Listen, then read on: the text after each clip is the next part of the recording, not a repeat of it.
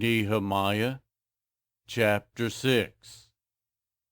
When word came to Sanballat, Tobiah, Geshem the Arab, and the rest of our enemies that I had rebuilt the wall, and not a gap was left in it, though up to that time I had not set the doors and the gates, Sanballat and Geshem sent me this message: Come, let us meet together in one of the villages on the plain of Ono. But they were scheming to harm me. So I sent messengers to them with this reply: I am carrying on a great project and cannot go down. Why should the work stop while I leave it and go down to you? 4 times they sent me the same message, and each time I gave them the same answer.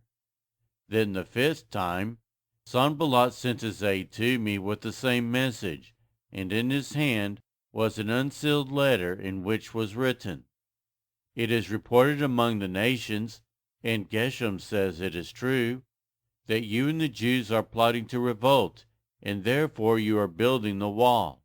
Moreover, according to these reports, you are about to become their king, and even have appointed prophets to make this proclamation about you in Jerusalem: There is a king in Judah. Now this report will get back to the king, so come, let us meet together. I sent him this reply: Nothing like what you are saying is happening. You are just making it up out of your head. They were all trying to frighten us, thinking, Their hands will get too weak for the work, and it will not be completed. But I prayed, Now strengthen my hands. One day I went to the house of Shemaiah, son of Delaiah, the son of Mehetabel, who was shut in at his home. He said, Let us meet in the house of God, inside the temple, and let us close the temple doors, because men are coming to kill you. By night they are coming to kill you. But I said, Should a man like me run away? Or should someone like me go into the temple to save his life? I will not go.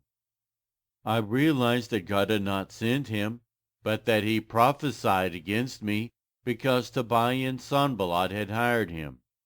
He had been hired to intimidate me so that I would commit a sin by doing this, and then they would give me a bad name to discredit me. Remember Tobiah and Sanballat, my God, because of what they have done.